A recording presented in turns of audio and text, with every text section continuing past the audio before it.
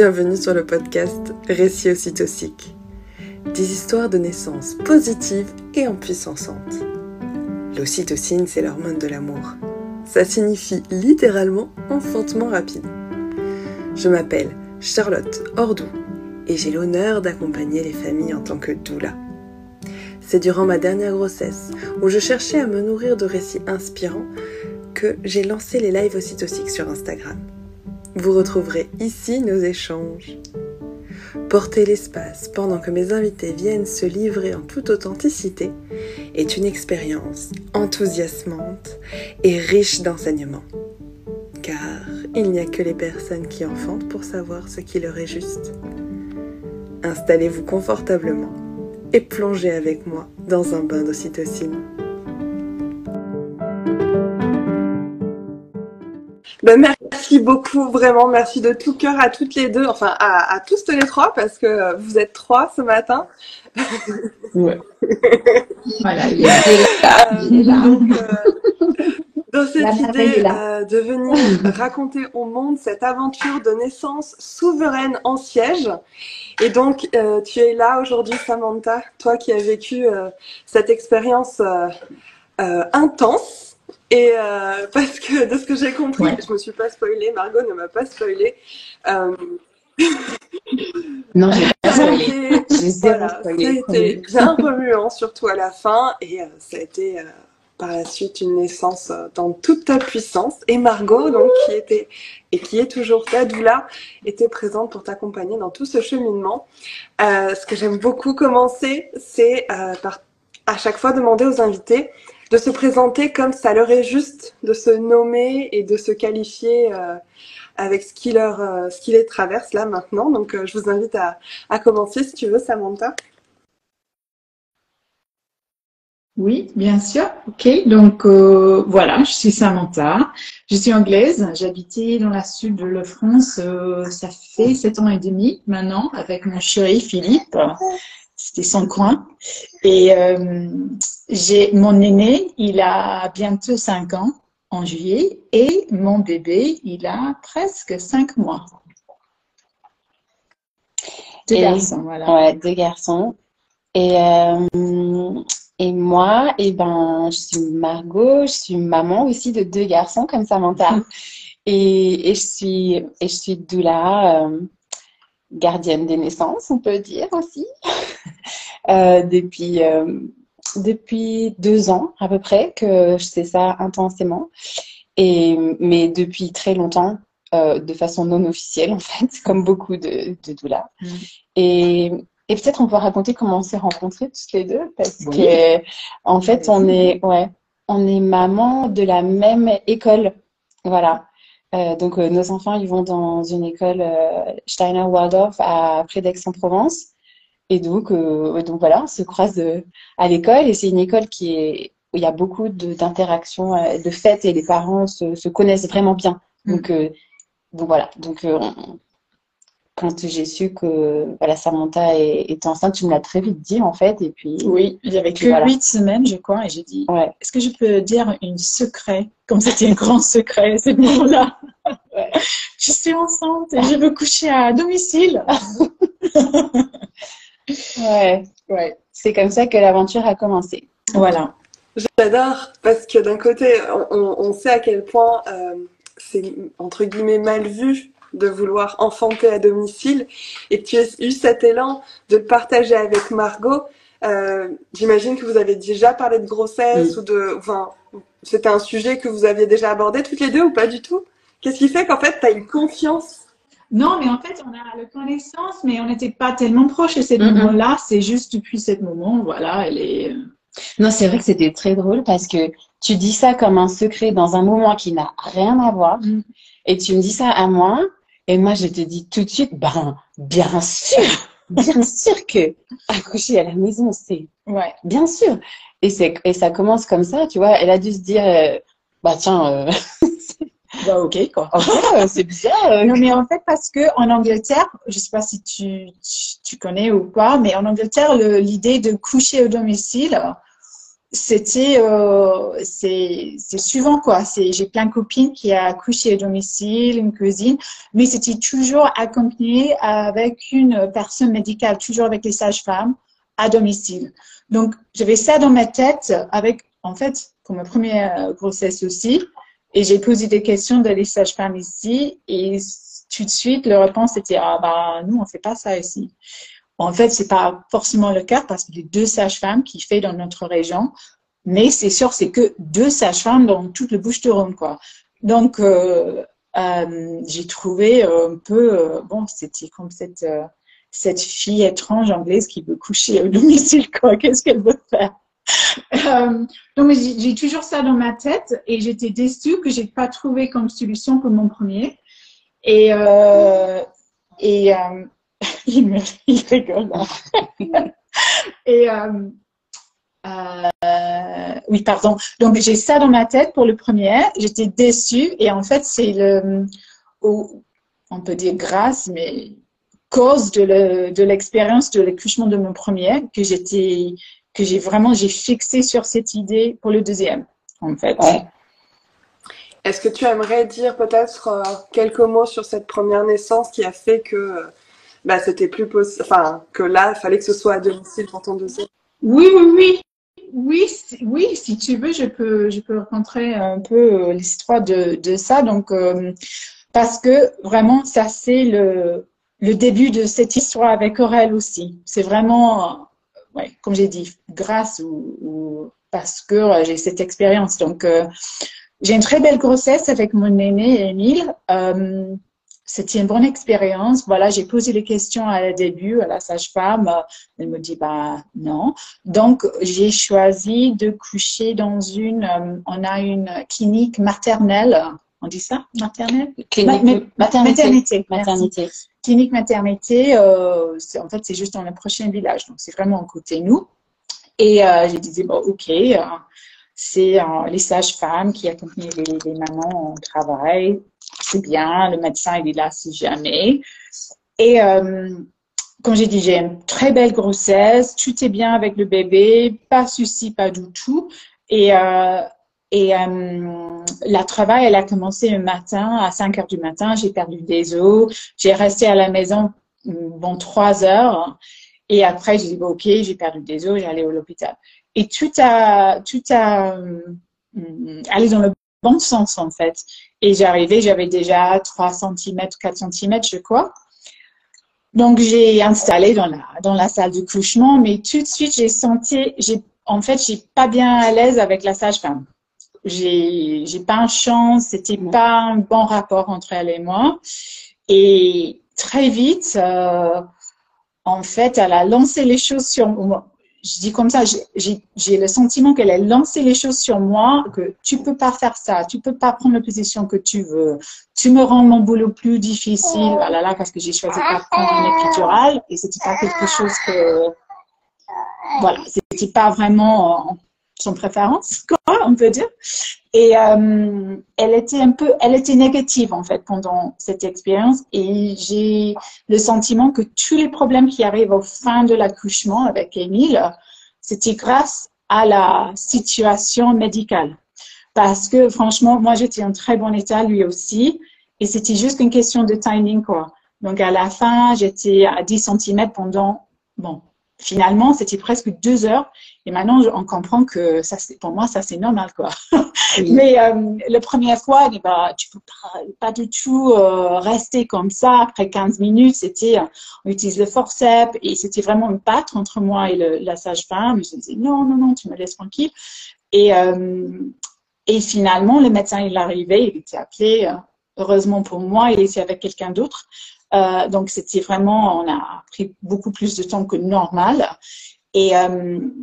Et à la fin, il me dit, bon, c'est la dernière chance que tu as. Si je pousse sur ton ventre pour sortir l'enfant. Et ce moment-là, ça fait après 1 heure, il dit pousse. Et je dis, bah non, je sens pas, tu sais. Bref. Finalement, il a poussé et Émile, il a sorti. Voilà. Il a poussé sur ton ventre. Oui.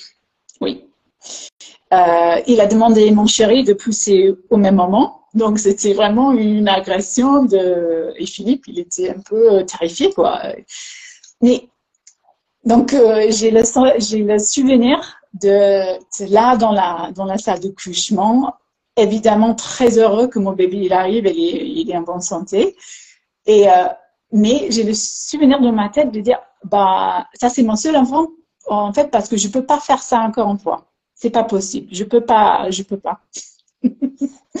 Voilà, plus sans épidural, rien. Donc c'était vraiment un peu d'horreur. Mais après une semaine, je crois, je disais, bah, je peux faire encore une fois, mais avec une épidurale, c'est sûr. Deuxième fois, c'est sûr que je prends l'épidurale. En mode, il faut que je me dissocie. Il faut que je fasse une dissociation de mon corps. Voilà. Que je anesthésie tout, que je sens plus rien. Oui. Et là, éventuellement, je pourrais. Voilà. Et le pire, j'avais une honte, en fait, après cet accouchement, parce que j'ai le sentiment que pourquoi c'était difficile pour moi, pourquoi j'ai crié. Bon, je comprends, c'est normal qu'une femme vocalise pendant la couche, quoi. Mais la sage-femme, elle me dit, bon, fais peur ton bébé, quand tu cries, ça fait peur ton bébé. Donc, oui. Ouais. Mais donc j'étais honte. J'ai vraiment eu, c'était horrible. Mais bon, j'étais toujours content et heureusement, et peut-être miraculeusement, comment on dit, je me suis réveillée, quoi. Oui, mais j'ai aucune blessure physique du tout. Donc, c'est tout le dommage, c'était dans ma tête, quoi. C'était émotionnel. Ouais. Les blessures, c'était émotionnel, pas physique. Donc, je crois que parce que j'étais dans cette situation, je peux pousser un peu toute cette expérience à côté. Et je dis, bon, c'est bien. C'était pas agréable, mais ok, c'est bien. J'ai eu vraiment chance. Moi, je suis en bonne santé. Mon bébé était en bonne santé. C'est tout qui compte, en fait. Donc, 3 ans et demi après, quand j'ai tombé enceinte à nouveau, en fait, c'était à ce moment-là que j'ai ouvert, en fait, l'expérience de mon première expérience, en fait. Ouais. Et je voulais que j'étais pas du tout dans le même environnement et passer le même cette expérience une deuxième fois. Donc j'étais vraiment fixée sur un accouchement plus doux à domicile avec une sage. La première chose, en fait, vraiment la première chose pour moi, c'était avec une sage-femme que j'ai déjà fait sa connaissance et je voulais pas cette choc ou prendre cette risque. Parce que je sais, j'ai pas une chance, en fait. C'est pas toutes les sages-femmes qui sont, c'est sûr. Mais bon, je voulais pas prendre cette risque. Et donc, à la début, quand j'ai parlé à Margot, c'était pour faire un accouchement à domicile, mais j'ai pensé que, évidemment, c'était avec une sage-femme. Et donc, ça, c'est le début de ce chemin. Voilà. Ouais.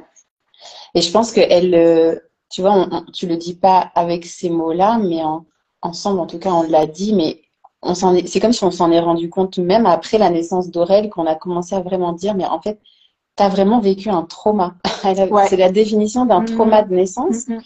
Et c'est fou parce que, tu vois, même moi, quand je la rencontre, qu'elle me raconte cette expérience, ben, en fait, comme les femmes, elles ont eu leur bébé, c'était aussi un des plus beaux jours de leur vie, et qu'il y a toute cette société qui, en fait, banalise complètement ces violences-là. Finalement, quand toi, tu me racontes l'histoire, elle est aussi déjà édulcorée par une forme de... C'est ok quand même, tu vois.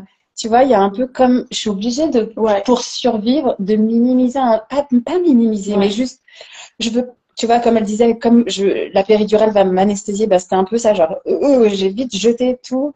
Et tu vois, c'est fou, là, quand tu le racontes, je me dis, mais c'était tellement sûr. Non, mais moi aussi, maintenant, quand je dis, tu vois, quand je parle de ça, je suis beaucoup plus sensible de ça maintenant. Qu'avant. Tu vois, le récit que tu viens de faire là, j'ai l'impression que tu l'avais presque pas fait comme ça avec moi parce que il y a je pense, ce mode survie qu'on prend même quand on a vécu ce trauma, de se dire, bon, voilà, c'était quand même bien, machin, machin. Et j'ai cherché toujours le bon côté. Ah oui, mais elle me sauvait comment on dit, j'ai pas déchiré, j'ai pas une blessure comme ça, donc elle me sauvait. J'ai pensé vraiment, c'était elle qui me sauvait. Deuxième fois, ça passe, j'étais en bon état aussi, donc c'est pas du tout elle qui me sauvait. Non, c'est pas. Voilà, c'était mon expérience, c'était mon corps. C'était pas des choses magiques que faisait la sage-femme pour sauver. Mais j'ai gardé ça en tête pour trouver le bon côté. Mais parce qu'en fait, on se met, quand on est dans ce truc-là, direct dans une position déjà de victime, et donc tu cherches un sauveur, en fait. Et là, c'est elle, tu vois, c'est, ah bah ouais, elle a sauvé les meubles. C'est, voilà. Oui, c'est ce que j'allais dire, en fait. C'est que tu as vécu ce qu'on appelle des violences obstétricales, que ce soit psychologique, parce qu'on n'a pas le droit de dire à une personne aussi vulnérable qui est en train de mettre parce que quand on est en train de mettre au monde un bébé, on est on est hyper vulnérable, hormonalement parlant, énergétiquement parlant, on a tout ouvert, donc on prend tout de plein fouet. On n'a pas le droit de dire si tu cries, tu fais peur à ton bébé, mais c'est... Oui, ça c'est une phrase qui t'a marqué. Ah oui, vraiment. Ouais. En même temps, c'est vraiment une phrase. Et là, ce que tu disais comme quoi appuyer sur le ventre, ça s'appelle une expression abdominale, et c'est depuis 2007. C'est la Haute Autorité de Santé dit qu'il faut plus le faire. Ouais. Et le père, maintenant, je comprends, il a changé le droit après la naissance d'Émile pour laisser plus de temps pour les femmes ouvertes à 10 cm, et laisser plus de temps pour pousser, tu sais, ils ont changé les protocoles en mater maintenant. Avant, on laissait une demi-heure quand tu es à dilatation complète, et puis on déboulait avec les forceps, les machins individuels, et ensuite ils ont passé donc de une demi-heure à 3 heures, c'est-à-dire x4, comme ça. Donc pour moi, c'était vraiment... J'ai cette expérience parce que j'étais dans cet environnement. Parce qu'il n'y a aucun problème physiquement pour moi ni mon bébé. Et ça t'a marqué, ça. Oui, et quand j'ai commencé de parler avec Margot sur ça, j'ai commencé de bien compris dans mon cerveau pourquoi j'ai besoin de rester à la maison. En fait, c'était quelque chose dedans moi qui dit, je suis plus sûre de rester chez moi. Et après, j'ai commencé de vraiment poser les questions pourquoi. Et ça, comment on dit, ça reinforced. Ça a renforcé. Renforcé, voilà, l'idée de non, en fait, je suis plus protégée, en fait, à domicile. Même si des soucis arrivent, peut-être c'est encore plus important, et on va voir avec le reste de l'histoire, c'est encore plus important que je reste chez moi, en fait. Et ça, c'est arrivé relativement tôt dans la grossesse de Aurel, où elle a pris très, mais en fait, c'est grâce à toi parce que bien sûr, tu m'expliques ton opinion, mais aussi tu me recommandais quelques livres. Oui. Et j'ai lu, c'est Unassisted Childbirth. Accoucher par soi-même de Laura Chandler-Capin. Voilà. Et Free Birth. De Sarah Schmidt. Et ça, c'est vraiment mon livre préféré. C'était superbe. Et elle les a lus très tôt dans la grossesse. Et je me rappelle que tu me laissais ton message vocal. Je l'ai acheté il y a 24 heures, je l'ai déjà fini. C'est bon, j'accouche à la maison, c'est mort. J'étais prête de coucher le jour même, quoi. C'est évident, quoi. Si elle peut faire dans le forêt toute seule dans la nuit, moi, je peux faire dans ma chambre, avec Philippe et Margot. Donc, c'était évident. Donc, en fait, mais j'ai toujours un peu dans ma tête l'idée de sage-femme. Donc, j'ai essayé de contacter une sage-femme de la région qui était recommandée, mais c'était pas du tout sûr qu'elle était dispo pour le jour de couchement. Donc, j'ai laissé ça tourner dans ma tête. J'ai dit, ok, comment je sens maintenant? Et en fait, après, grâce à ces livres et à Margot, j'ai dit, quand même, je peux faire moi-même, quoi. Je peux faire. Donc, j'ai décidé et c'était vraiment un conflit pendant la grossesse. J'ai décidé d'être suivie par les sages-femmes qui, bon, quand même, pour faire les échographies, parce que j'étais pas prête de faire une grossesse Libre. Ouais, sauvage. Wild pregnancy. Voilà. Et donc, j'étais pas du tout à ce niveau-là. Peut-être une fois, bon, je crois pas une troisième fois, mais si jamais une troisième fois, je réfléchis sur ça, c'est sûr. Donc, j'ai choisi des sages-femmes qui offrent, je sais pas si c'est partout en France, mais un service plateau technique. Le fameux plateau technique. Voilà. Parce que j'ai gardé dans ma tête, si jamais j'arrive à l'hôpital, j'ai toujours cette carte dans ma poche que je connais la sage-femme qui arrive avec moi. Parce que trauma du premier avec cette douche froide en voyant cette sage-femme, donc elle est hyper accrochée à l'idée d'avoir que quelqu'un elle connaît. Ouais. Donc voilà, j'ai choisi les sages-femmes, elle fait son boulot comme normal, quoi. C'est sympa, une cabinet pas loin. Mais c'était avec la première échographie que le stress a commencé. Première échographie, ah bah tout est bien, mais vraiment à la fin, ah mince, on n'a qu'une seule artère sur le cordon. Oui. Et nous, on a, bah, qu'est-ce que ça veut dire? Et les sages-femmes, bah, je sais pas. Elle a regardé le livre. Bon, ça arrive quelquefois, on comprend pas pourquoi c'est un problème, mais c'est pas normal, quoi. C'est pas dans le... Ok. Donc, elle a fait un référé à le grand hôpital ici, hôpital Nord de Marseille. Et lui, il a dit, bah, sauf il est pas problème, sauf il y a les autres anomalies. Anomalies. Donc, il n'y a pas de problème avec le fait qu'il n'y ait qu'une artère, sauf si on trouve d'autres anomalies. C'est ça. Voilà. Ouais, et ça. après, on a regardé plus loin. Donc, c'était le seul truc. Donc, j'étais laissée sur les mains de sage-femme pour suivre la grossesse. OK. Deuxième échographie. Ah, bébé, il a un rein un peu plus grand que l'autre. C'est un peu au quart. C'est pas dans le cadre, quoi. OK. Est-ce que c'est un problème? Ah, bah, non, on sait pas. Peut-être c'est un problème, peut-être c'est pas un problème. Il a refait un référé à l'hôpital. Et cette fois-là, il a dit, on voulait bien regarder.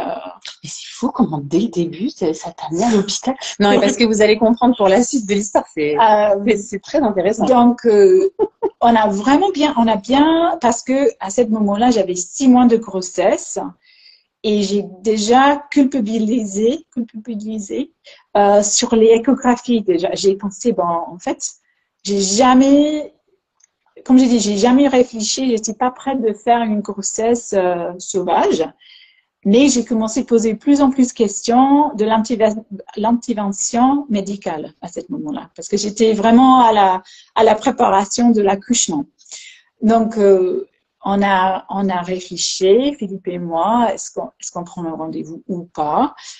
Et en réfléchissant, je crois que j'ai demandé trop d'avis de les autres gens, en fait. Et je disais, bon, ok, on prend le rendez-vous, on fait le truc comme ça, on sait si jamais, voilà, il y a un souci avec bébé, comme ça on peut réfléchir, on peut prendre ça en tête. Donc on a fait cet rendez-vous. Moi, j'étais vraiment pas en bon état. À chaque fois que j'ai allé à l'hôpital, aux sages-femmes, là, le stress, ça monte. Mais finalement, à cette échographie, avec le médecin plus haut niveau, elle me dit, bah, en fait, il n'est pas un problème. Le bébé, il est très bien, il est en bonne santé. Oui, il est une peine plus grand que l'autre. Ça va quoi. Donc, on était rassurés. Mais elle me dit, mais il est toujours tétaneux. Et c'est vrai, à ce moment-là, je crois que j'avais 36 semaines peut-être. Et oui, mais il peut tourner, il est coquin le bébé, mais t'inquiète pas, mais voilà. Mais les sages-femmes, donc j'étais toujours dans les mains des sages-femmes, plateau technique à ce moment-là, ok. Mais elle commence de vraiment stresser sur la position de bébé. Parce que c'est vrai, s'il restait en eau, elle accompagne pas à l'hôpital. C'est-à-dire que, voilà, il y a ces trucs d'éligibilité dans les plateaux techniques. Pas tout le monde a droit au plateau technique. C'est au bon vouloir des façons de faire de la sage-femme, du protocole de l'hôpital dans lequel est situé le plateau technique. Voilà. Et donc, si le bébé reste en siège, le plateau technique dit non, la dame n'est plus éligible et elle repasse donc dans les mains de l'hôpital.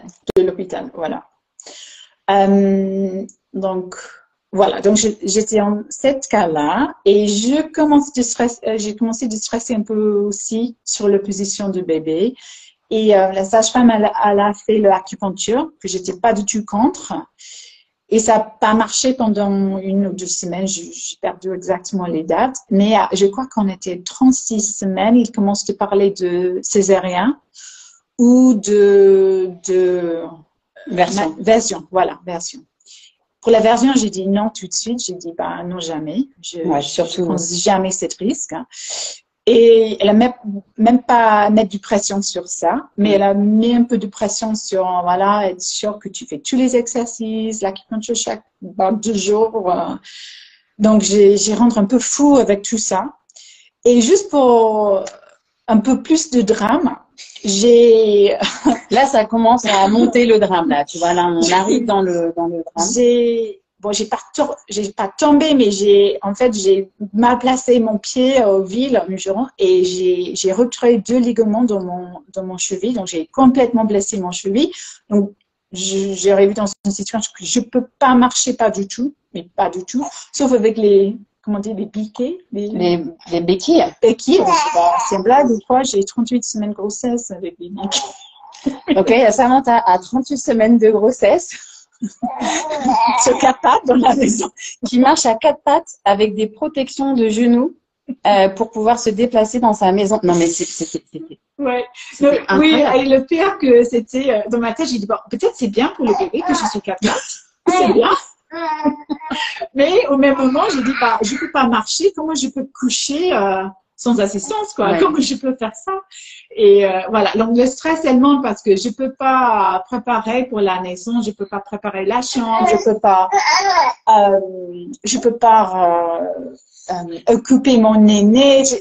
Mais oui, en fait, c'est ça. En fait, elle perd alors qu'elle est en train de se préparer à être dans toute sa puissance, qu'elle est en train de visualiser ça. Elle se pète la cheville. Elle peut même pas marcher, en fait. Elle peut plus rien faire, tu vois. Donc, il y a ce truc de je suis pas capable, je suis capable de rien, là. Ouais, mais c'est un peu comme un spectacle, c'est une blague, quoi. Parce que j'étais sur 4 pattes, j'ai allé au kiné chaque 2e jour. Et j'ai fait tout l'acupuncture, tous les exercices pour tous les bébés.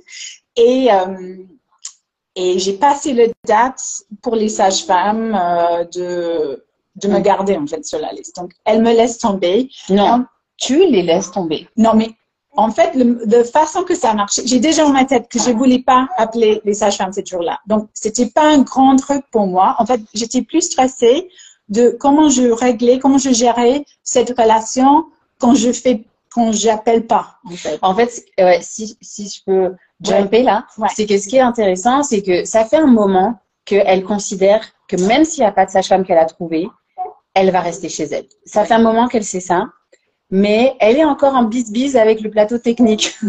Si jamais. Et en fait, elle est entre ces 2 trucs. Et là, bim, le siège. Et bim, la cheville. Et là, en fait, ça monte. Et en fait, à un moment, elle peut plus gérer ce truc d'aller à ses rendez-vous, à faire ah oui, elle était pas du tout en intégrité avec elle-même. Et quand elle allait à ses rendez-vous, en fait. Ouais. Hein, et tu sortais de là à chaque fois trop mal parce que tu te mentais à elle, tu mentais à toi-même. Et donc là, c'est comme si le siège, c'était. Bah voilà, donc tu as. Ouais. Mais en fait, un truc que j'ai pas dit, que quand il était en siège à peut-être 30, jusqu'avant que j'ai blessé mon cheville, j'étais vraiment perturbée et je disais à toi que je suis obligée d'avoir une césarienne. Oui. Parce qu'il est. Alors, non, mais c'était. Margot, elle me dit, bah, pourquoi tu penses ça? Parce que c'est pas possible, le bébé, il peut pas sortir.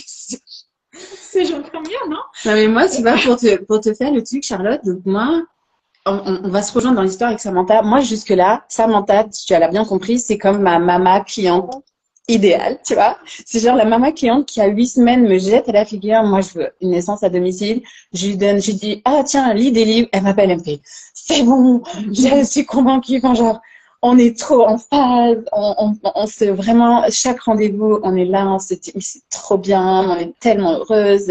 Genre, c'est trop parfait. Et donc, c'est ma cliente trop facile, quoi. Tu vois. Jusqu'à la fin. C'était une cauchemar. Et là, toi, ma cliente facile. Non, c'était pas un cauchemar, c'était merveilleux. En plus, j'ai adoré même cette fin. Mais vraiment, non, c'est vrai. Mais c'était juste, j'ai pas compris, tu vois, d'un coup. Ouais.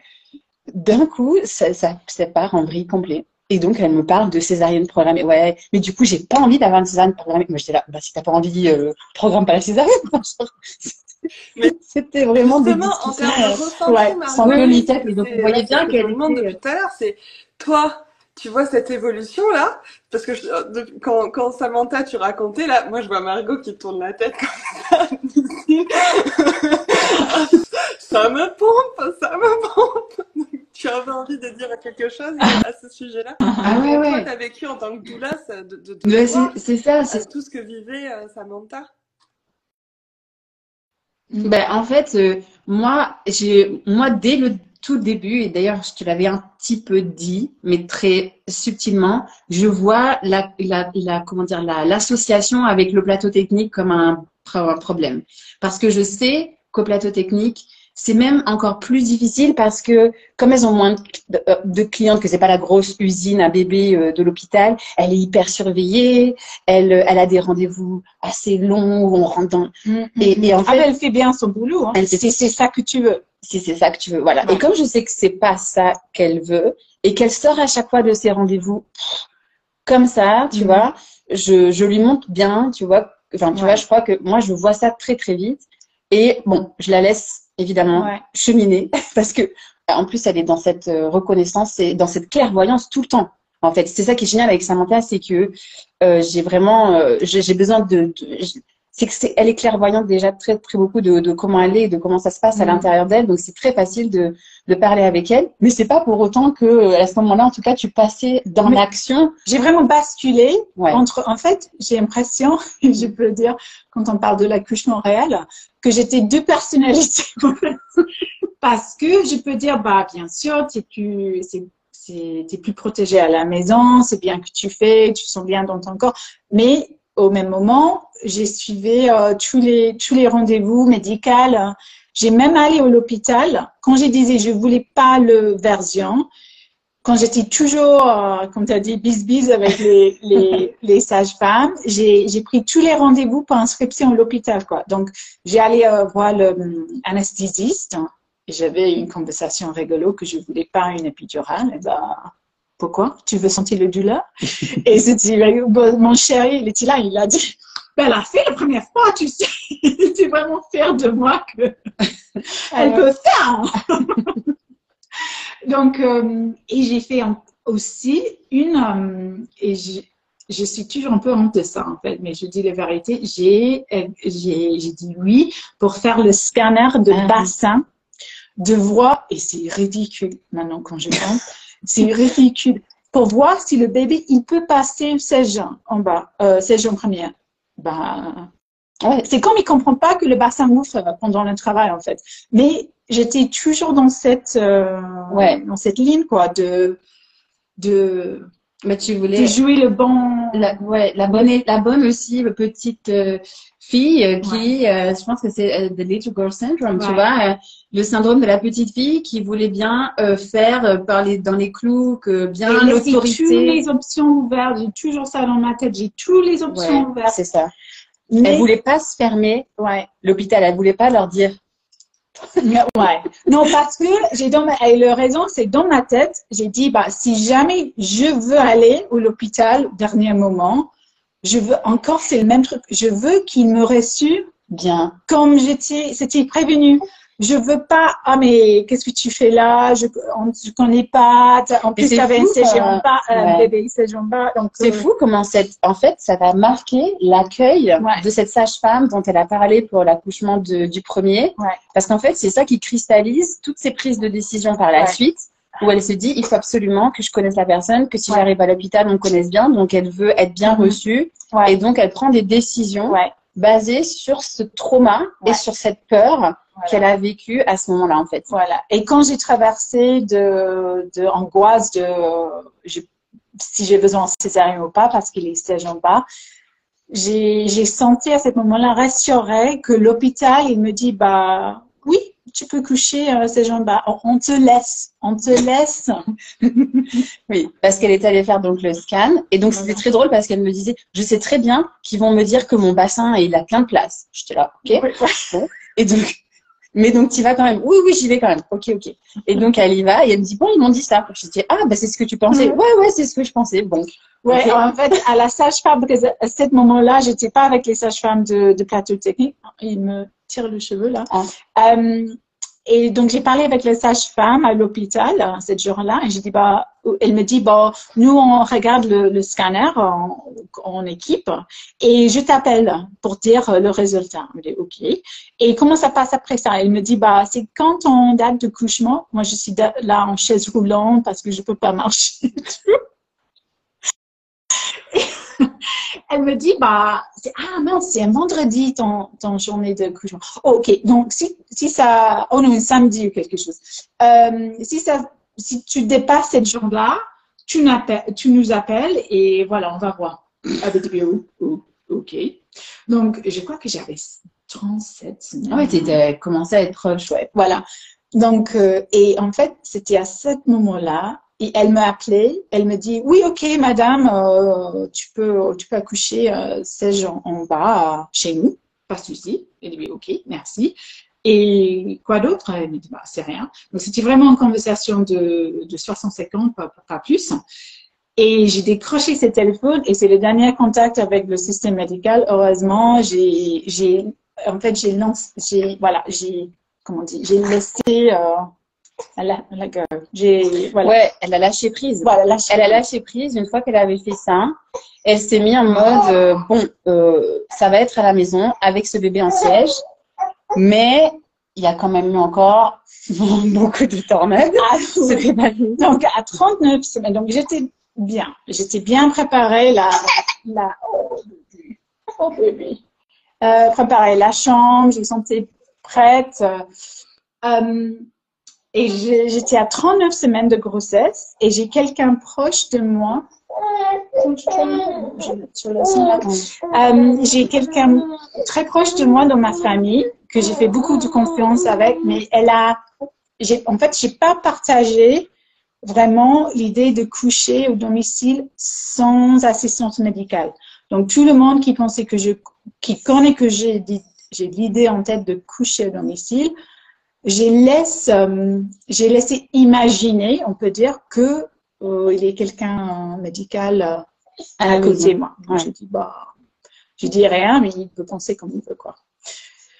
Et en fait, je disais quelquefois, j'ai un professionnel. Bon, Margot, elle est une doula professionnelle, mais bon, j'ai dit ça. Donc, et finalement, j'ai dit à ma mère, parce que ma mère, en fait, elle a bien confiance sur moi et j'ai disé mon idée de coucher jusqu'avec le support de Philippe et Margot. Et elle a parlé avec cette personne. Elle parlait pas français, mais si jamais, voilà, je veux pas trop près. Et elle a une médicale. En fait, elle est une ancienne sage-femme et ça fait 40 ans depuis elle a joué le rôle de sage-femme à l'hôpital, mais elle était bien médicalisée. Et donc, elle a trouvé quand j'étais fou, en fait. Donc, elle m'a appelée. J'avais 39 semaines de grossesse et elle m'a expliqué tous les problèmes que peut arriver avec un couchement, même si c'est pas juste 16 jambes, c'est de tous les couchements, tous les problèmes que peut jamais arriver. Elle m'a expliqué toutes les mauvaises expériences de son carrière médicale. Les unes après les autres. Avec un niveau de un petit graphisme. C'était vraiment imagé. Ouais, mais c'était c'était hallucinant. Et c'était vraiment fort. Et c'était vraiment dommage parce que moi, j'avais une grande confiance sur elle et j'étais toujours ouverte avec elle. J'ai pas partagé cette information. Donc déjà, j'étais déçue que ma mère la laisse tomber. Mais bon, c'était quelqu'un vraiment proche de nous. Donc, j'ai deux choses. J'ai dit, bah, maman, elle a partagé quelque chose que je veux pas du tout qu'elle partage. Et deuxième chose, maintenant, j'ai ça devant moi. Et c'était vraiment dur, ces conversations. Et pendant la conversation, je disais, bah, pourquoi tu me dis ça? Oh, parce que ça peut arriver, hein. OK. Donc, je sais pas comment j'ai resté calme pendant cette conversation et pourquoi j'ai pas mis déjà le téléphone, mais bon. Mais quand c'était fini cette conversation, j'ai tombé dans une trou noire et très profonde. Vraiment. Pendant 24 heures, c'est pas une exagération pour te dire que franchement, j'ai effacé émotionnellement, j'ai effacé le meurtre, quoi. J'ai effacé vraiment, j'étais en face, pardon, avec en face de la mort. De la mort. Émotionnelle, hein. Parce que, en fait, j'ai un souvenir de, malheureusement, le moment que j'ai perdu mon papa. Et en fait, c'était exactement les mêmes sensations. Ouais. C'était une horreur. Franchement, c'était peut-être le pire moment de ma vie parce que je savais aussi que c'était moi qui pris la décision. Donc, c'était vraiment le moment que j'ai pris mon responsabilité, mon propre responsabilité de mère, de coucher, quoi. Mais en fait, c'est la réalité pour tous les couchements. Mais quand tu as pris la décision de faire toute seule à la maison, voilà. Tu es obligé de passer un moment d'autre. Ouais. Donc, c'était ce moment-là. Et en fait, c'était de le point de vue extérieur, si je peux jumper là, Charlotte. Donc, il y a eu ce truc de cheville donc cheville qui était quand même, t'avais quand même commencé à descendre un peu, t'étais sur ton haut plateau là pendant toute la grossesse, avec seulement des petits moments down pendant les consultations plateau technique. Et tu remontais sur le plateau. Et puis là, ça a commencé à descendre avec la cheville. Et puis la bébé en siège, ça a commencé à redescendre. Et puis il y avait un semblant, il y avait vraiment une remontée. Et là, le coup de fil de la mort. Vraiment, j'avais jamais vu Samantha comme ça. Donc moi, la maman hyper confiante, hyper dans sa puissance, que j'ai senti c'est pas que elle avait complètement disparu. Inexistante, alors que je l'avais vue, cette maman, tout le temps. Mais là, elle est plus là. Donc là, je me dis, non, mais là, c'est pas possible. On est tellement près de l'accouchement. Qu'est-ce qui se passe? Et c'était vraiment incroyable de voir, et tu vois, avec du recul, en fait, c'est fou comment toutes ces choses, en fait, elles ont fait que te faire à chaque fois les remontées, en fait, de toutes ces descentes. À chaque fois les remontées et à chaque fois tu es remontée plus forte, hein, et plus haut, parce que là, quand j'ai vu ça, je me suis dit comment elle va remonter ça. Et sur le coup, d'ailleurs, je me rappelle me dire bon bah là, je peux vraiment, je l'ai beaucoup écouté, tu vois, je peux vraiment pas faire grand chose, tu vois, j'en ai à la veille d'accoucher. Et elle-même, c'est ça que j'ai besoin, en fait. Voilà, juste je l'écoutais, je t'entendais débattre avec toi-même, te battre avec toi-même à l'intérieur. Là, c'était vraiment, mais je faisais vraiment rien du tout, juste je t'écoutais, quoi. Oui, non, mais c'est grâce à toi et Philippe que j'ai gardé que j'ai retrouvé mon confiance. Bah non, c'est grâce à toi. Oui, non. Mais si jamais, oui, c'est vrai, mais si jamais toi ou Philippe étaient peur, oui. Mais c'est marrant parce que voilà, comme si elle avait toujours réussi à s'entourer des bonnes personnes qui vont aller dans son sens et la soutenir, et en même temps, comment est-ce que elle-même elle déclenchait elle-même, hein, parce qu'elle le sait que c'est elle-même qui a déclenché ce coup de fil, que elle s'est jamais posée comme une victime. Elle m'a pas appelé pour me dire cette personne, aïe, aïe, aïe, elle a fait ça, tu te rends compte, genre elle sait que quelque part c'est elle qui a aussi déclenché ça, et c'est elle qui déclenchait ces situations incroyables à l'hôpital. comme si, tu vois, l'univers lui envoyait ces messages de pick a side, tu vois, choisis une bonne fois pour toutes. Ouais. Et Voilà. Donc c'était lourd, c'était profonde, mais ça durait que 36 heures. ouais, je dirais. Et j'ai remonté, mais cette fois-là, j'ai remonté, j'avais toutes mes confiances. J'ai dit, je sais que je prends la bonne décision pour nous, pour moi et mon bébé, pour mon famille. Parce que, voilà, j'étais entre, tu veux mourir ou tu prends un rendez-vous pour le césarien. Oui. Donc, c'était vraiment ça. C'était vraiment téléphone en main pour, voilà.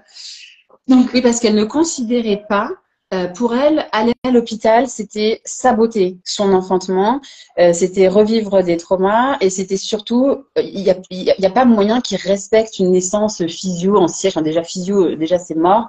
Mais alors, en siège, c'est encore même plus envisageable. Donc, elle a été prête. Elle avait que 2 choix. Elle s'est rendue compte. C'est ça que je trouvais ça beau parce que elle s'est pas raconté d'histoire sur ouais non mais quand même en siège on va y arriver à l'hôpital, mon bassin il est assez grand, parce qu'elle avait des petits voyants verts qui lui disaient c'est bon, tu peux quand même aller à l'hôpital, ils veulent bien, t'étais éligible, ils veulent bien attendre que ça se lance spontanément et te laisser enfanter. Elle avait tous ces voyants verts de l'hôpital, mais elle disait c'est soit je programme une césarienne, soit je reste à la maison. Voilà. Et du coup, évidemment que tu es restée chez toi puisque tu voulais pas de césarienne. Enfin, tu vois. Mais il y avait ce truc d'être clairvoyante sur c'était quoi l'issue la plus probable de mettre un pied là-dedans et c'est quoi l'issue la plus probable de rester chez toi. Voilà. Donc voilà, je peux dire c'est grâce à Charlotte. C'est grâce à Yolanda. Oui. Parce que j'étais dans la communauté online de Yolanda Norris Clark. J'ai parlé aussi avec Emily Saldea. Oui. Vraiment sur les choses pratiques. Bon, ok, j'ai un bébé en siège. Qu'est-ce que c'est parce que j'ai jamais parlé avec quelqu'un qui a accompagné une bébé en siège. Oui. Jamais. Là, quand elle est remontée de son trou, c'est là où toutes les deux, et surtout toi, et ça c'était très beau, parce que c'est venu d'elle, elle a pris les choses en main, genre, ok, moi et Margot et Philippe, we're gonna do this, on va le faire. Et on va avoir ce bébé en siège à la maison, et on va et elle s'est mise en mode... donc je suis occupée avec les choses pratiques à ce moment. Ok, si jamais ça arrive, qu'est-ce que je peux faire? C'est quoi le problème vraiment? Mais c'est quoi vraiment? Quelqu'un m'expliquait vraiment les risques d'un bébé en siège. Parce que c'était pas facile à trouver. Ça peut...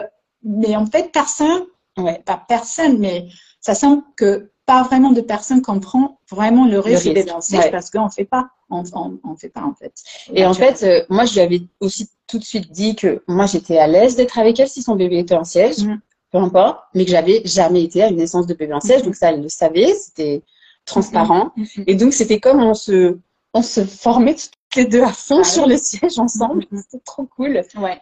Donc, j'ai vraiment une chance de voir le bon network, en fait, les bonnes personnes autour de moi. Donc, elle a été en contact avec Free Birth Society. Elle a eu Emily Saldaria au téléphone. Elle a enregistré Emily Saldaria et on a écouté ensemble Emily Saldaria. C'était trop bien. Et en fait, c'était lui, il était né un lundi. Je crois que j'ai cette conversation avec Emily le vendredi. Ouais, c'est ça. Vendredi. Dimanche, c'est ça. Le samedi, on a une grande fête à l'école. J'ai travaillé là-bas. Le dimanche, Margot et bien, on a bien parlé de les choses pratiques avec Philippe. Et j'ai blagué quand elle quittait. Bon, peut-être ce soir alors. Mais en fait, c'est le lendemain. Moi, quand je l'ai vue le dimanche, j'ai retrouvé la Samantha du début de mon accompagnement, genre toute apaisée, calme, sa respiration normale. J'ai dit, waouh, je suis rentrée à la maison, j'ai dit à mon chéri, ok, je garde bien mon téléphone là parce que c'est sûr, ça va pas tarder. Et donc, en fait, ça, c'est vraiment une grande histoire parce que tout le travail, elle a passé avant le couchement. Maintenant, on peut finir en quelques minutes parce que c'est hyper simple. Oui, parce que, et je crois que c'est parce que j'ai fait tout ce travail avant que tout a bien passé le jour-là.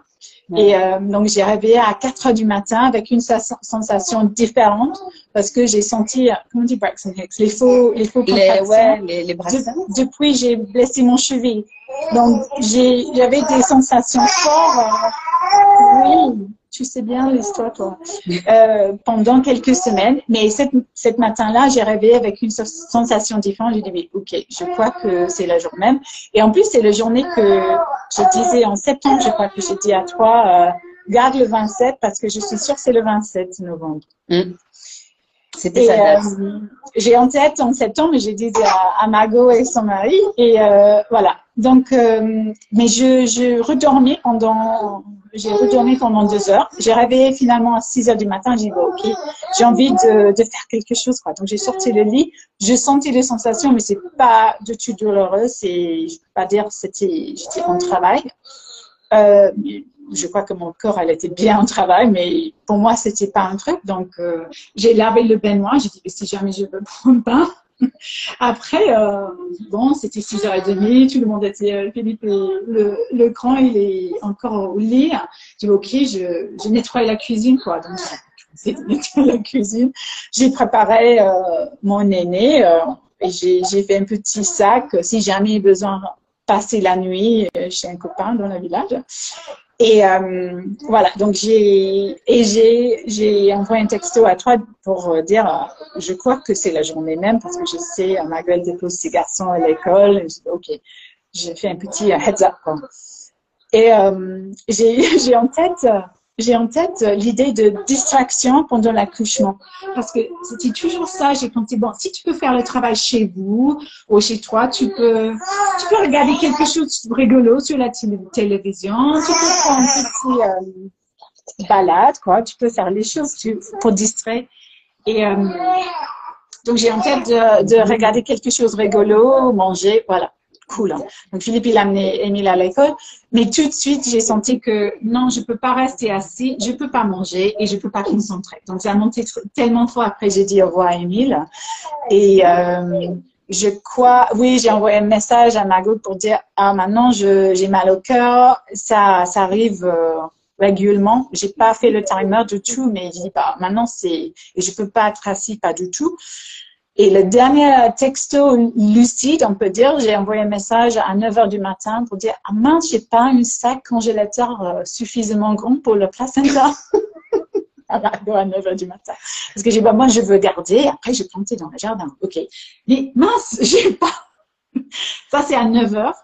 Et ça, c'est le dernier moment après que j'ai vraiment rentré dans, tu sais, le bout de couchement. Donc, à ce moment-là, j'ai laissé la maison, j'ai allé dans la salle que j'ai préparée, la chambre que j'ai préparée. Et voilà, c'était à 9 heures que pour moi, le travail commençait. J'ai resté 1 heure debout. Philippe, il est là, il a massé mes hanches et mon dos.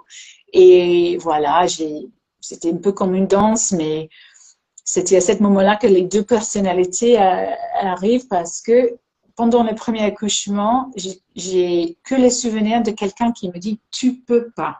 Et je disais à Margot plusieurs fois pendant la préparation que le seul truc que je veux, c'est pour quelqu'un me dire que je peux faire. Et en fait, pendant l'accouchement, c'est presque que moi qui a parlé, en fait. Toi, tu disais presque rien, Philippe non plus. Il était juste là pour garder l'espace pour moi, pour le support, mais c'est moi qui a parlé. Donc, quand j'étais un peu peur d'une contraction qui arrive, j'ai commencé à dire non, non, non. J'ai dit, ah, bah oui, tu peux faire. Donc, j'ai deux personnalités. Voilà, une discussion entre les deux côtés de moi, non, non, non, oui, oui, oui. Et voilà, et après 1 heure, en fait, je crois que c'était vraiment la transition. Maintenant, je comprends un peu mieux mon corps. Je crois que j'étais déjà à 10 cm, j'étais déjà ouvert. On n'a pas regardé, j'ai pas touché, Mario n'a pas regardé, pas du tout.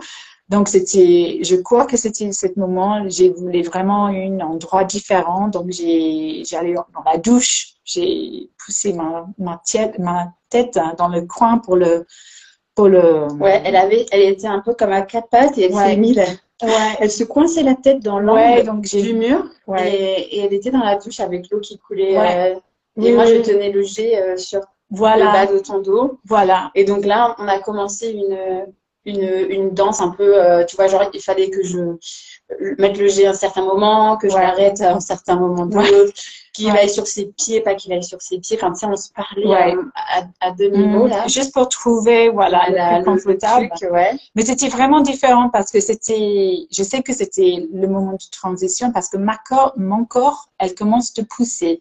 Ouais. Mais c'était pas du tout quelque chose dans ma tête. Et en fait, à ce moment-là, j'ai pas compris que c'est ça qui passe parce que j'ai pensé, bon, ça fait pas longtemps, je connais pas dessus l'heure, mais ça fait pas longtemps. Ça peut durer, bon, des heures. Et pour Amy, c'était 7 heures que j'ai vraiment senti le travail. J'ai dit, bon, ok. Donc, j'ai pas compris. Et en plus, j'ai pas ces sensations parce que j'étais pas dans la bonne position première fois. Donc, voilà. Donc, c'était tout différent pour moi. C'est tout nouveau.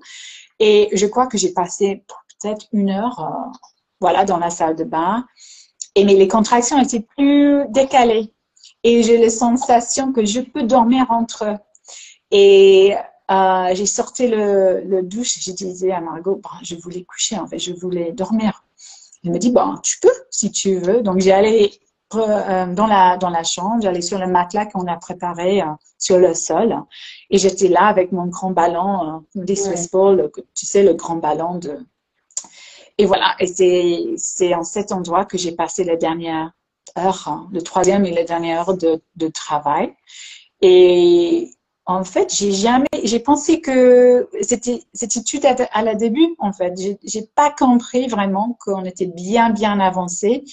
Et à un moment, j'ai dit, bah, quelque chose change. J'étais surprise. J'ai senti quelque chose. Et j'ai crié, oh, quelque chose avait changé, Margot. Elle me dit, bah, oui, c'est parce que ton bébé arrive. Il est prêt. Ah ouais, j'étais vraiment, c'était une surprise pour moi. Tu voulais toujours pas y croire, en fait. Non, ouais. Non, et je voulais pas aller, je voulais pas penser à ça non plus parce que si ça dure longtemps, je veux pas penser que ah bah c'est sûr que c'est le fin, c'est le fin, c'est le fin. Bon, et je crois que ça fait jusque 10 minutes avant qu'il arrivait en fait.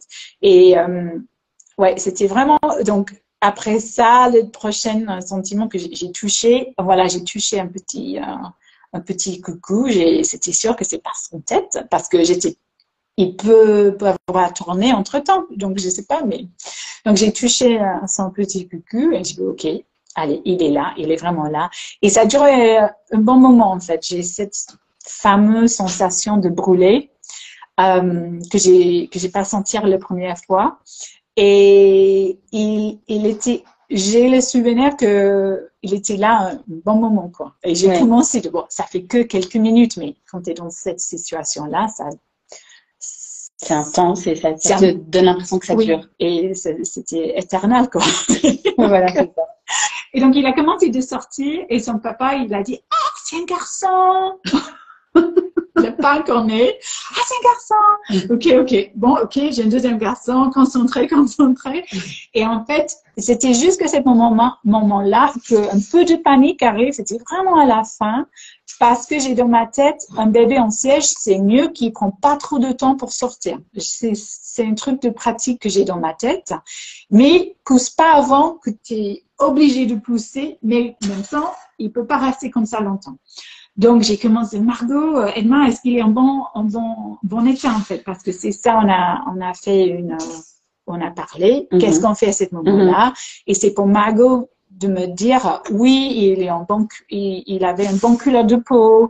Je vois le cordon. Les choses, tu sais, l'information comme ça pour m'aider, pour prendre la décision pour moi-même, si je pousse, si je touche, si je fais quelque chose de plus. Elle me rassurait, oui, il est bien, il est. Là, de l'extérieur, pour moi, la scène, ça ressemble plus à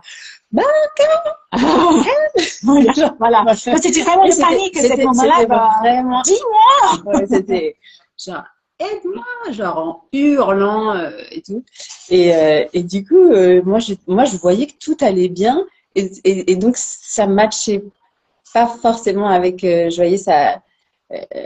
Comment dire, je sais à ce moment-là que c'est sa peur, voilà, que c'est des peurs qui ressortent et je vois bien que tout va bien. Et puis en fait, elle crie tellement tu vois, que je me dis bon, quand même, si elle me dit aide-moi, il y a peut-être quelque chose à faire. Puis, tu sais, je m'approche du bébé, puisque c'est ce qu'on s'était dit ensemble. Et en fait, je regarde, j'allais sur le point de glisser un petit doigt, parce que tu sais, on voit ces petits, donc les fesses arrivent, et puis tu vois ces jambes là, comme ça. Et donc, ça reste longtemps, tu vois. Donc, tout est étiré là, ça reste longtemps. C'est cette sensation, je sais qu'il l'a, Ah oui, c'était vraiment à la fin. qu'il là, la ça suffit pas. pétrifie. Et donc, et là, d'un coup, ploup, ploup, ploup, les deux petits pieds tombent. Voilà. Donc, quand elle me dit que il est en bonne couleur de tout peau, va bien. il Et là, est bien, je vois les je deux dis, petits bon, pieds. ok, il faut qu'il sorte maintenant parce que je peux pas.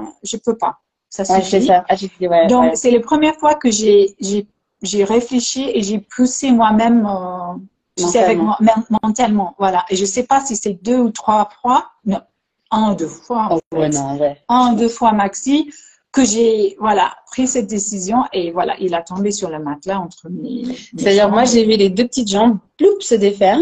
J'ai vu un beau cordon vibrant, tout bleu et tout. J'étais là. Et en fait, j'ai même pas eu le temps de le voir. Enfin, comment dire, ça a tellement été vite. En J'ai plus, vu le c'était bébé tout tomber. dans la noire. Hein. C'était tout dans la noire. On va tous dans le noir. Et puis, j'ai vu le bébé tomber. Voilà. Tomber. Oui, mais oui, il a tombé. Il a tombé.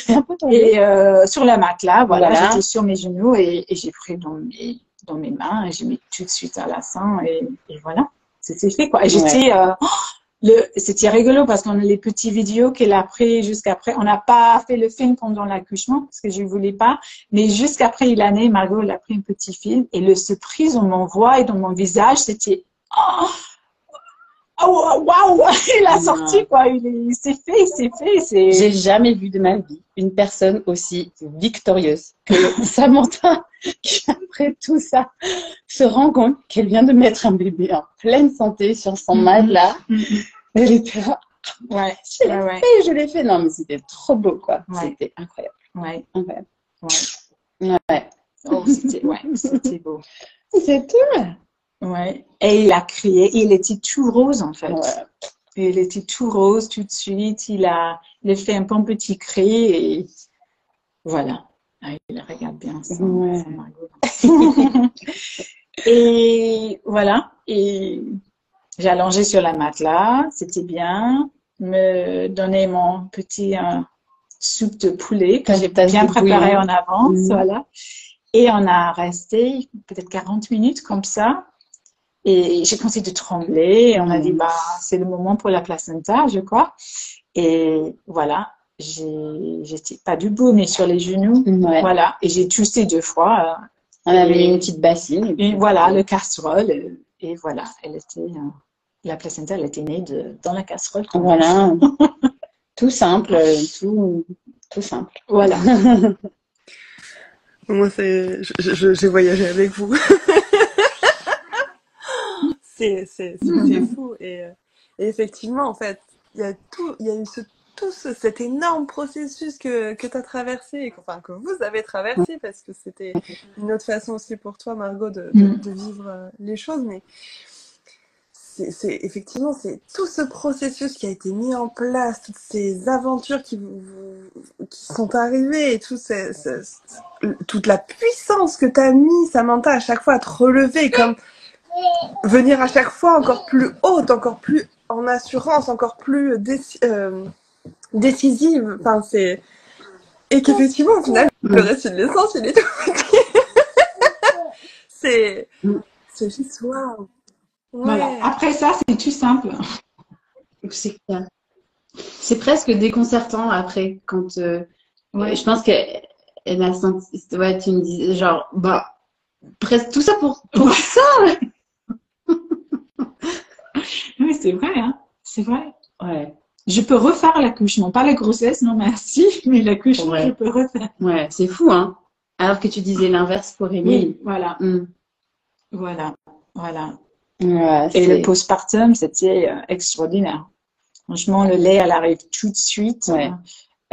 J'ai toujours le chute de hormones à 4 jours, à la 4e jour, mais c'était beaucoup plus léger en fait. C'était un déclenchement de toutes les émotions pendant la grossesse. Ouais. Mais forcément, c'était une grande vague d'amour en fait pour mes petits mecs, pour mon grand mec aussi.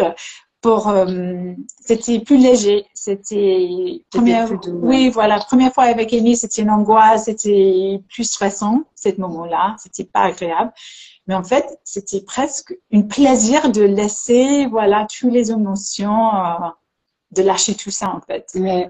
Donc, j'ai quand même cette expérience, mais c'était complètement différente. Et Margot, elle vient de faire le postpartum. Ouais, je suis venue un peu cuisiner, elle m'a pris bon soin de moi. Donc, c'était vraiment... J'ai resté 2 semaines au lit et Ah ouais. 4 semaines à la maison. C'était superbe. Ouais, c'est vrai, hein, t'as bien... Elle a vraiment eu tous les jours, elle me disait, mais c'est génial. Et puis alors, ton mari, Philippe, qu'on adore, il était aussi hyper heureux. Et le postpartum à la maison aussi, ça l'a beaucoup... mais c'est tellement plus simple comme ça. Et puis c'est tellement... Oh là là, mais qu'est-ce qu'on est bien. Mais qu'est-ce qu'on est bien tous les jours à se dire... mais qu'est-ce qu'on est bien d'être à la maison, mon Dieu, heureusement. Ouais. Oh, et pour mon aîné aussi, parce que lui, il a parti le matin. Maman, il a dit au revoir. Il a ramené à 3 heures d'après-midi. Voilà, bébé était là. Donc, pour lui, c'était OK. Il est là, le bébé. Oui, je sais bien. T'es là, t'as le bébé d'où? Ouais. Wow. Est-ce qu'il y a quelque chose là parce qu'il y avait cette volonté, voilà, que ce témoignage puisse parvenir aux personnes qui souhaiteraient entendre de belles histoires sur les naissances en siège, les naissances souveraines en siège à domicile. Si il y a une phrase que tu as envie de partager à cette personne qui va venir écouter ton récit, un conseil ou quelque chose que tu aimerais leur dire? Oui, en fait, pour moi, c'est fais confiance à ton bébé. Pour moi, c'est pour faire confiance en ton bébé. Parce que moi, j'ai passé des heures, des stress pour tourner Aurel. Et finalement, il a pris son décision. C'était bon pour lui. Et je crois que c'est lui qui avait raison, en fait. Et ouais, c'est fais confiance à ton bébé et fais confiance à toi, à ton corps, en fait. Parce qu'elle peut faire. T'es pas obligé de réfléchir à toutes les possibilités, toutes les exceptions. On est fait pour. Et si le bébé il a choisi cette position, c'est parce qu'il a bonne raison. Et en fait, franchement, entre les 2 couchements, c'était beaucoup, beaucoup plus simple, sa jambe première. Beaucoup plus simple. Donc, c'est pas quelque chose, on n'a pas raison d'être peur de cette position, en fait. C'est juste parce que c'est rare. Et on est toujours, je trouve, les humains, on est toujours peur de leur arrêter, en fait. Donc, c'est comme ça. Est-ce que toutes les deux, il y a quelque chose que vous avez envie de célébrer pour vous-même? Comment dire, la chose à laquelle vous voulez vous offrir vous-même de la gratitude. Vous voulez vous-même vous remercier.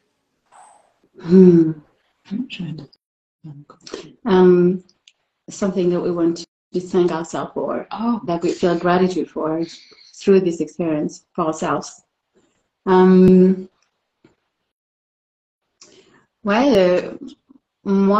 Pour moi, j'ai de la gratitude d'être restée intègre avec ma façon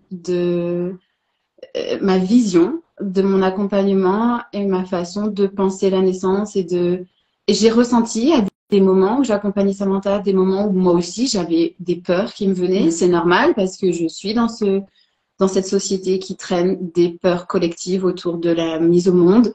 Et donc, j'ai su vraiment, je me souviens, voir mes peurs et me dire, ça, c'est pas des peurs instinctives là qui te disent que, oulala, il y a un gros danger, il y a un gros tic devant toi. C'est vraiment des peurs collectives qui viennent te visiter.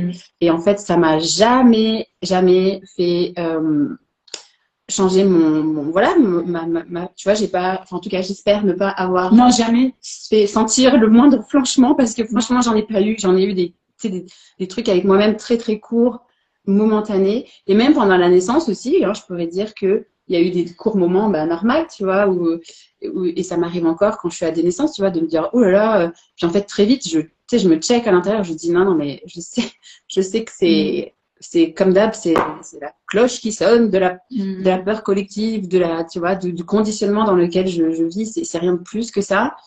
Et ouais, j'ai plein de gratitude de ressentir ça, tu vois. Moi, j'ai beaucoup de gratitude pour ça aussi, parce que t'es bien caché ça de moi. J'ai jamais vu. Et franchement, c'est grâce à toi. Comme j'ai dit, c'est grâce à toi et Philippe pour garder vraiment ton cool, en fait, ton calme, que moi, je peux trouver moi-même mon confiance. Ouais. Parce que si jamais j'étais en face de quelqu'un qui me dit, je suis pas sûre maintenant, peut-être c'était beaucoup plus difficile pour moi de retrouver mon centre, en fait. Ouais. Et en fait, pour moi, c'est juste que voilà, j'ai fière que j'ai traversé tout ça et j'ai arrivé avec l'accouchement de mes rêves, quoi. Ouais. Et ouais, j'étais vraiment fière que j'ai pas laissé les peurs des autres de gâcher ça pour moi. Ouais, de cacher tout ça. Ouais. Et toi, Aurèle, t'as de la gratitude? Franchement, célébration à vous deux, parce que Ouais. quelle aventure! Quelle aventure! Ouais. Quelle aventure! C'était trop bien. On referait encore. Ouais, oui. Sans regret de rien. Ah oui, ce regard magnifique. On voit ce petit bébé là. Ah oui, et lui, il est définition de bébé sage, lui. Il a dormi depuis le début, il dort toujours bien la nuit, il fait ses nuits, il tête bien. C'est vrai, et quand il est sorti, on dirait que lui, il est sorti, mais alors, pisse, en mode, mais maman, tu sais, moi je m'inquiétais pas, je savais que, je m'aurais dit avec son petit pied là pendant bonjour. Ouais, il avait le pied tout le temps là-haut, comme s'il gardait sa petite position comme ça, il est resté en petite boule, il attendait. Attends, moi je suis confiant, j'attends. C'était vraiment ça qu'on a ressenti. Ouais. Ah, ce sont des guides. Vraiment, merci de tout cœur pour ce moment. Est-ce que là, vous aimeriez rajouter quelque chose? Ou est-ce que vous vous sentez complète là pour ce moment-là? Non, c'était super. On te remercie vraiment, Charlotte. C'est vraiment un grand Même plaisir pour de nous, partager. c'était trop bien de revenir sur tout ça, finalement. Ouais. Je me dis, je devrais faire ça avec toutes mes mamans. Attends, faire un live avec Charlotte là aussi. Ça permet de mettre bien de la cohérence partout. Non, c'était super. Merci beaucoup. Merci à vous. Merci. Vraiment, parce que j'ai voyagé et en plus, voilà, comme on disait au tout début, avec toute cette organisation, avec Instagram qui buguait et tout, c'est vraiment, moi aussi, j'ai beaucoup de gratitude pour vous. Merci pour ce témoignage au monde. Et je vous souhaite merci à toi, Charlotte. journée. Merci.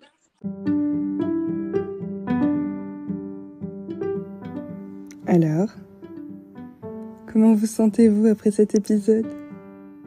J'ai très envie de connaître vos ressentis, donc n'hésitez pas à les écrire en commentaire. Vous pouvez également laisser une note. Cela contribue à donner plus de visibilité à ces aventures empuissantes. Si cela résonne juste pour vous, partagez cette histoire, qu'elle puisse soutenir d'autres familles en cheminement. Je vous remercie, vous envoie plein de chaud doudou et vous dis à la semaine prochaine pour un nouveau récit ocytocique.